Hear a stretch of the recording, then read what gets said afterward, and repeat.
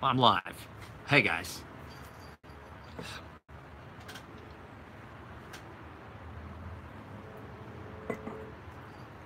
I wanted to. I might wait. I might wait and see who all's here. See who all shows up. I'm not seeing anybody. Wow, Aaron, you must not have a job. That or you have a boss that doesn't pay very close attention to the things that you do. Mr. Thorne, Mr. Goldfish. Let's see who all's here. So, this video is just because I was thinking about something, and Caleb, there's people, you know, I started doing this and I am learning a lot about running my own business, and I'm learning it through experience. And so there is a lot to be said for running your own business and things like that, but then there's little things that you run into and you realize, I'm screwing this up. And one of them being valuing your time. And I don't mean, well, the sun went back behind the house and got chilly all of a sudden. When I say valuing your time, I mean two things. I took the entire weekend off. I valued that time. I needed that time. I took the whole weekend off. I don't think I'll take a whole weekend off again for a while, because it made it very difficult to get started and get motivated and get going this morning, because I really didn't want to do anything except what I had done for the previous 2 days, which was play video games, play Monopoly with my daughter, and just generally goof off. But when I say valuing your time, it's twofold.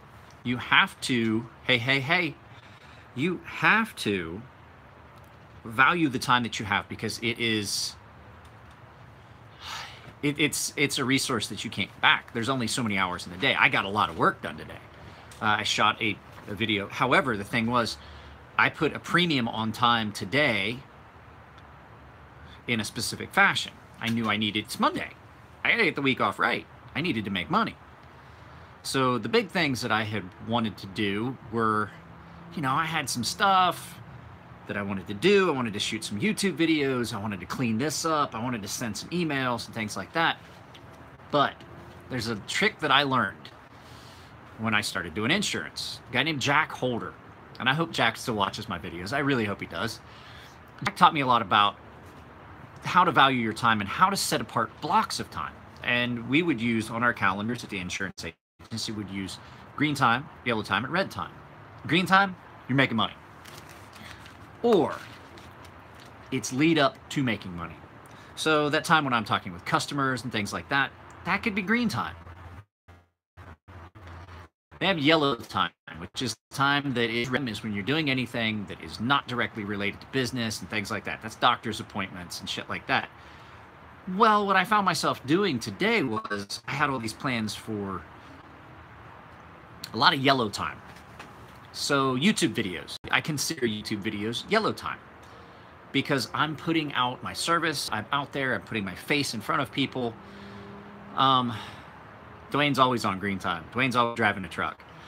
So when you are doing things like that, that's yellow time. That's things that build a pipeline of business, which I kind of have right now. I've kind of built a little pipeline and things like that.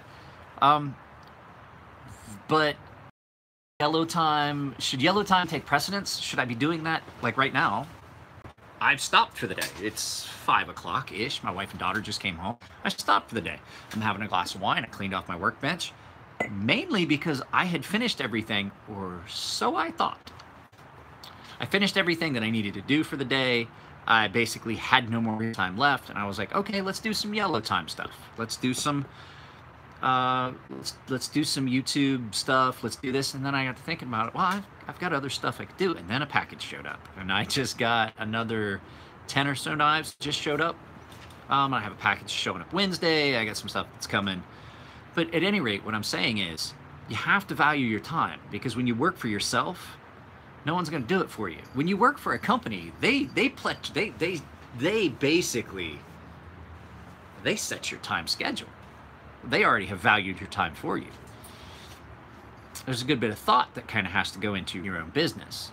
And so the red, yellow, and green time is still a really good idea. I didn't give that up just because I don't do the insurance stuff anymore. I still have my license. I don't, fucking, to tell you guys the truth, I don't have time. I don't have time to do the things that would be necessary for me to build the business in insurance. The only reason I quit doing it was not fair to clients. I was not able to provide them with the dedicated service that they needed. So there was not enough time for that. Now, the flip side of valuing your time is when you run a business like mine where it's a service. How do I value that? Because there's a lot of people that seem to think my knives are too expensive. There really are. People are like, wow, I hope you can sell them because that's a pretty pricey thing. That goes back to valuing my time. Because the only time I get to make knives, Friday, Saturday, and Sunday. The rest of the week, I'm working here for you guys. I basically work for you guys that are sending me knives. And so that time, well, that's premium time. So yeah, if I'm making you a knife and I'm spending time that I could be spending with my wife and kids, well, I have to value that time a little higher. And there's expenses in that. People seem to think that I'm charging a lot for knives, but when you really look at it, a brace of belts, put it this way, a brace of belts are $3 a piece. Each knife, each small one of those neck knives that I make, I go through 6 belts. I go through 6 belts on each knife. I'm going to go through 2. I'm guaranteeing going through, and that's just on the edge grinding. We're not talking about the cleanup. So you figure probably 8 total. 8 belts per knife. 8 belts per knife. I buy 20 at a pop, 20 of each. It's like $260 something last time I bought belts. I'm really not making any money per knife when you really look at it. When you figure ceramics $60 a bottle, heat treat foil is $60, $60, $70 a roll. I think we paid $140 for the last 2 rolls I bought. So you have to value that time, but the whole thing is basically the only thing with those knives is they're basically paying for themselves. They're paying for me to be able to make them. I might make a little bit of profit, but really not very much. What kind of grinder do I use? There is 2 2x72 grinders set up in 2 different configurations at the shop. One of them is set vertically only, and that's how we do edge grinds. And then there's a TW25, or a TW40, a Travis Wirtz 40, which is a modular one. You can turn it sideways. It's got different attachments. It's got different platens and different wheels and things like that. But a 2x72, the cheapest belts, which actually are really good belts that we can find, is from a company called True Grit, who are amazing, by the way. If you're looking for abrasives, go to True Grit. They're here in they're just up here up the road from San Diego in Ontario, California. But you know, so I have to account for how much is my time worth, how much am I spending in materials, and things like that. 20 CV eats up belts, bro. And I don't do, here's the thing, to avoid warping and things like that, I don't do any grinding before heat treat. Production companies do not do any grinding before heat treat. It makes 0 sense because the fact is, those scratches that you put in pre-heat treat grind are now stress risers that when you heat that to 2200 degrees and then quench it like that between 2 plates of aluminum, there's a lot of stress that happens on that piece of steel. If you've got some serious cracks and some deep scratches from like an 80 grit or a 60 grit belt, holy crap. It's so easy to allow it to crack because now you've provided a stress riser for those stresses to relieve. So here's the thing, it wouldn't bring down the cost. Offering different steels would raise the cost because then I'd have to have a stockpile of those steels. You see where I'm going? Offering one steel, granted, I know I only offer people like, well, you only make 2 knives. Well, yeah, that's all I could afford to get water jetted. Dwayne got his. Yeah, and Dwayne's came out really nice. The one that Sean Schmitz is with. I got an email from, no, I got a text from Armitage LLC saying that he was ready to make that sheath, wanted to know what I wanted. I told him we'll just stick with what looks really good on those is the carbon fiber pattern Kydex. So that's what we're going to stick with, unless somebody wants something specific. Where was I going with this? So no, I mean, it would actually make my knives more expensive to have multiple types of steel. So it, you know, it doesn't make sense to do that. For me to offer more blades, I would have to have a bigger sheet of steel. I'd have to have different water jet. Now that small knife that I'm making seems to be popular. We'll see how people like it. I might make a few the way I've been doing, but the thing is, back to valuing time, I had somebody say, well, $500 for that small knife. Why is it more expensive than your Hornets? Well, the Hornets got water jetted. I didn't pay for that. Jeremy Morris bought that for me. He paid for the water jet and the steel. Very graciously, out of the kindness of his heart, he bought the steel. I paid for double disc grind. I've paid for belts, things like that. I've bought 3 sets of belts. So the whole thing is, if I now have to go back to the old process, which is very, very time consuming, where I cut each blade out with, my wife's throwing trash out here for me to throw away, with an angle grinder, and then I have to do my own surface flattening and all that stuff, that adds time, which time equates to money, and I have to, just like I said, value my time because it's a limited resource. At the end of the day, I'm not going to be able to get a 25th hour. I worked on Friday. Now, granted, I was doing things that are not green time. I did a lot of stuff on Friday that was not green time. I was not making money, but it was something that I needed to do and I wanted to do, and I was sending stuff off to another YouTuber that can maybe help us get some traction with Bob's GoFundMe. And just the fact that I was able to put in some work on that and get it done. I made a bunch of stuff, and they're being sent as gifts, not necessarily so much to grease the skid. I really respect the guy that I'm trying to enlist some assistance with. And so I really wanted to do something for him and his family, so I made some gifts. I don't have any money to buy anything because in the past I have not valued my time properly. And so I have the ability, surprisingly enough, from a guy that almost failed out of metal shop, to be able to make things. So it's important to take a good hard look, if you own a business, as to whether you're utilizing your day properly. This morning I got up and I was doing a lot of yellow time, but I knew I needed to sharpen knives. So, well, I appreciate that, Dwayne. They're nice looking knives. And the nice thing is every one of them is going to be a little bit different. They all are. So the valuing your time is probably one of the most important things. But the other thing that when you, like I said, valuing your time means my daughter is 10, turning 11. I don't have a lot of time left where hanging out with daddy is cool. So if I'm spending that time to make a knife for one of you guys, goddamn right you're paying me for it. That's just all there is to it. I'm sorry, guys. I hate to sound like a prick if I say that. But if I'm spending time where I could be watching my daughter ice skate and watching my daughter grow up, because this is something I am passionate about, I will do that. I'll work 7 days a week for this business. But if I'm giving up time, which is valuable time that I'm not going to get back, to make something for you, yeah, it's going to be a little costly, because those are the days that I have available to do it. Saturday, Sunday, Fridays, a lot of times Fridays. All day Friday is usually dedicated to doing things. And here's the thing, what you guys forget, that's when I sharpen. Here's the thing, Monday through Friday, it wouldn't matter. If I was doing your sharpening Saturday and Sunday, that would drive the price of the sharpening up. It doesn't matter. I work damn near 7 days a week, 365 days a year, pretty much. That's pretty much just how it is. I'm good with that. I want this. I want this to be successful. And if that means that I give up that time, that's fine. There's no money in making knives. Knives is a hobby. I make a knife. I get that money once. I sharpen a knife, I have a return customer. Because I don't, not to toot my own goddamn horn, but beep, beep, I'm fucking good at this. And so there is not a demand for some of the weird fucked up fixed blades that I want. Yeah, definitely the real money is from sharpening. Every once in a while I'll get a big boon, like Chris wants to buy that small fixed blade. He sent me half up front.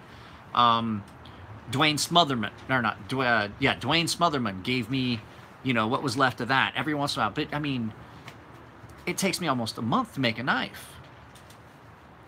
I'm only charging $400. Can you live on $400 a month? They make a bunch, and they take a bunch of money up front and then jump through your ass to make a knife. And that's why a lot of times custom knives wind up not being as good as production knives these days. The flip side of that is the production knives, my knives, no one's making knives that are of the ones that I would want, like the Hornet or the Viper. No one's making those production style. Thank goodness, knock wood, or I'd be out of a hobby. The thing is, while I love sharpening and I could sit here, and I do, 4 and 5 days a week, if you don't have a hobby, you will lose your fucking mind. I just so happen to have a hobby that can pay a couple bills. Can pay a couple bills every once in a while. You know what I mean? Refinishing. Guys, I do refinishing on weekends. So I'm making your knife. It falls in line with sharpening Monday through Friday, Saturday and Sunday. And the other reason that I can't make knives Monday through Friday is I use Chris and Elliot's shop, and I would be in their fucking way. I work at Fair and Force. I work out of their shop. They let me use the shop. Saturday and Sunday, I'm the only one there. Friday evening, I stay late because I'm the only one there. That's when I do the anodizing, refinishing, ceramic coatings that you guys see on knives. And I work on making knives. So it's a busy fucking weekend because I'm still doing things that go on this bench for this side of the business while I'm cramming in trying. That's why it takes me a month to make a knife. I would not want to stop doing the sharpening in lieu of making knives because I don't think it would be a profitable endeavor. It would not be valuing my time properly.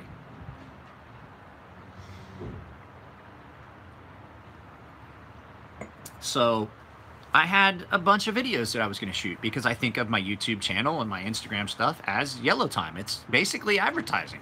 I do my own advertising to you, the people. If you guys ever find a YouTube channel called The Wolf Pit, watch it. That guy fucking does food reviews from, I don't sleep. I run into a lot of problems where I can't sleep. And so I watch this guy. He goes to the dollar store and buys a bunch of food. And he's like, what are we eating? It's called The Wolf Pit. It's like, I do this for you, the people, so you don't have to.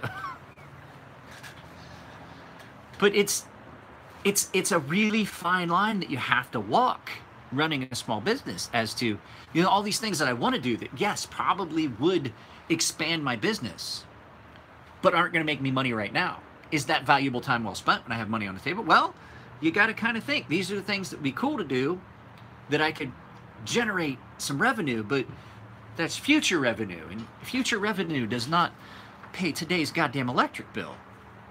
So if you've ever thought of starting your own business, I've thought about it for years. I've thought about this for years, and I still, even having plans and thought about this for years, I'm still running into a lot of problems with things. I have people that argue with prices. I'm like, well, then don't send your stuff to me. The price is set.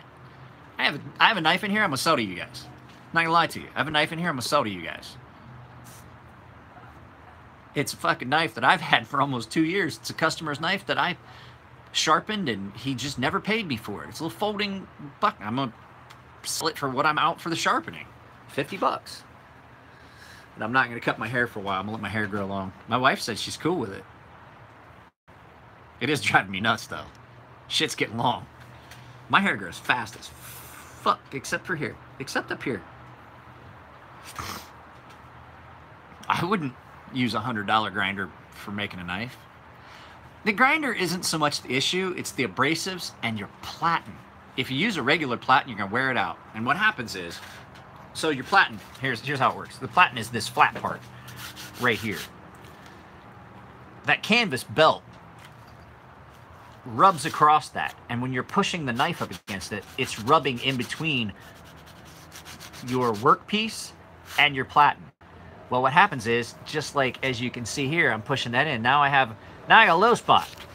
Well, that low spot that I just translated right there, as you're grinding, turns into a high spot on the knife, on the blade, and you're not getting it. So you have to either have platens at the ready that you buy, or Chris and Elliot use glass, a glass platen, and they just break the glass off, clean up the thing, glue a new glass platen on, put the platen back on the thing. You get what you pay for. It's just like knives. It's just like knives. I like to think that my knives, and Dwayne just said it, I like to think my knives are worth $400. There's a lot of work that goes into them. Are they beautiful pieces of art? Fuck, no, they're not. They are meant to be beat on, hammered on. You want a knife you can baton with? Buy one of mine. Except the little thin one that I made for my daughter. Those Hornets, a fucking 1/8 of an inch spine, down to a full flat grind at the tip. 20 CV, hardened to fucking 64 Rockwell. It's got a goddamn full tang, removable hardware, and fucking micarta handles. You could beat on a fucking thing with a goddamn rock. Are you gonna fuck up the finish? Yeah, but who gives a shit? It's a goddamn survival knife. That's basically what I wanted to design. So, you want a pretty knife? Well, that's a pretty knife. Spend $1,000 on a pretty knife. Most people won't use that. Most people would get this knife and put it in a fucking safe. The hobby of knives, like Nick Shabazz would say, buy once, cry once. Here's the thing. I prefer to use standard on my knives will always be high quality steel. Standard on my handles will always be something that's grippy. Removable hardware. And I have moved, because I do understand that some people don't like the Maker's Mark. I've moved the Maker's Mark to under the handles because now I can remove the fucking handles. But it's just, it's simple little things. I really got irritated by a guy questioning my prices on things. I'm like, here's the thing. You don't like my prices? Don't buy it. I don't want to sound like an asshole, but sometimes you gotta sound like an asshole. Sometimes you have to draw that line. Okay, customer's always right. Till you reach a point and then you realize sometimes the customer's just a fucking asshole. Luckily, I have not had to deal with that for a very long time. But, you know, I have 3,000 YouTube subscribers. If I lose one every once in a while because I reply in comments to somebody that's just being a jerk, so be it. I'll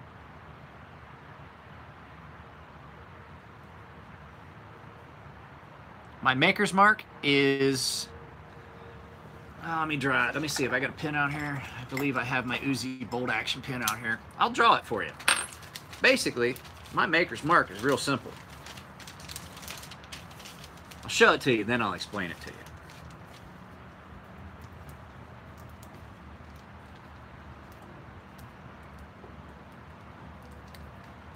you. If I can get my pen to write on this piece of paper.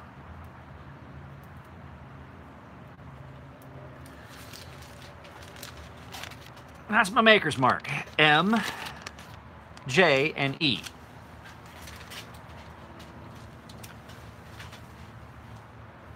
The big thing about that is, my father bought me a knife when I was younger than my daughter. And he took an engraver and he put my initials on it, just like that. And every knife that I make that's big enough to put that mark, the Hornets are big enough. The Scorpions are. The Vipers are not big enough to put that mark on. Every knife I make will be, later bro, every knife I make will have that mark on it. And if I get a knife in production, I'm going to send them a picture of my father's knife and have them add that in with laser etch as the design mark. Because my father is the person who taught me that a knife is a tool. My father instilled in me this passion for knives. My father always had a pocket full of knives. I can't ever, before pocket clips were around, my father would have 4 and 5 knives on him any given time. Because a knife is a tool that you can use. Somebody asked me, he's like, well, what do you use your knife for? I'm like, let me put it this way. It'd be easier for me to tell you what I don't use my knife for. They're like, what? I was like, honestly, my knife is in and out of my pocket probably 40 times. My knife is in and out of my pocket more times than my wallet is, than my phone is. I use my knife more than I use my phone. That should say something in today's culture. So, out of respect for that, every knife I make, as long as I'm going to keep making knives, will have that mark on it as an homage to my father. Like I said, I'm trying to deal with a different production company for a production version of the Hornet. The thing is, that mark's still got to be on there somewhere. It has to. So it's just one of those things that it just has to be done. Somebody asked a question. Let me see, what was it? What do you think of Ontario Rats? I love Ontario Rat, the Ontario knives.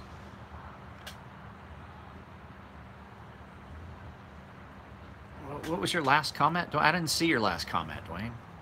Well, you made me feel bad. I'm sorry for the last comment. I didn't see a last comment that was bad. Yeah.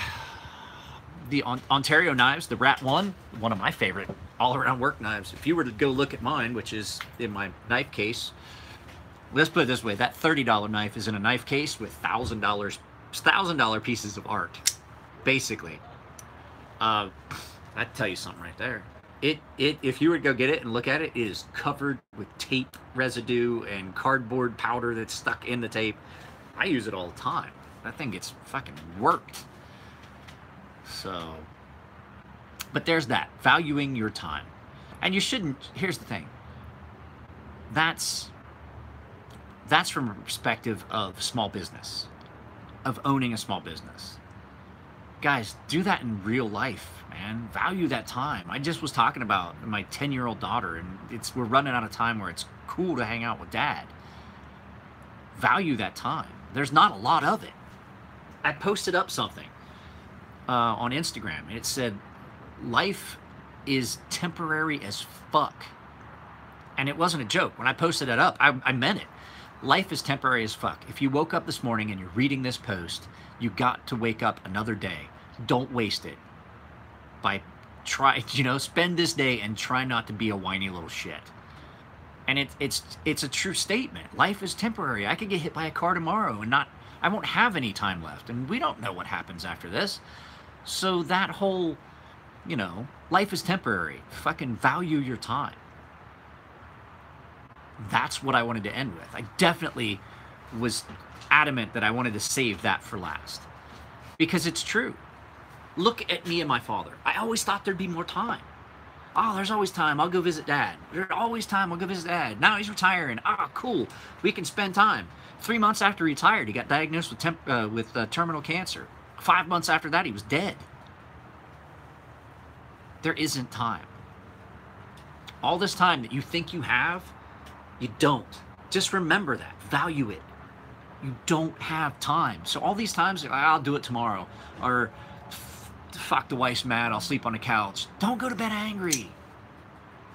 Don't do that. Those little things that seem so auxiliary to the rest of our lives should probably be the most important things. Don't go to bed angry. My daughter likes me to tuck her in. For a while, before my dad died, I'm like, fuck, I don't want to tuck her in. I'm like, here, just tell me goodnight right now. I'm playing a video game. I was playing a video game and told my night, nah, just go to bed. Give me nights here. Just give me a kiss. Good night. I'll tuck you in tomorrow. There has not been a night since my father died that I have not tucked my daughter in. I know I won't get that time that I already wasted back. So, didn't mean to drop a bunch of heavy shit on y'all, but it's just the way I look at life now. Certain things are defining moments in your life. My father's passing was the defining moment in my life that precipitated a change in how I live and what I do. And you guys have been here to see the majority of it.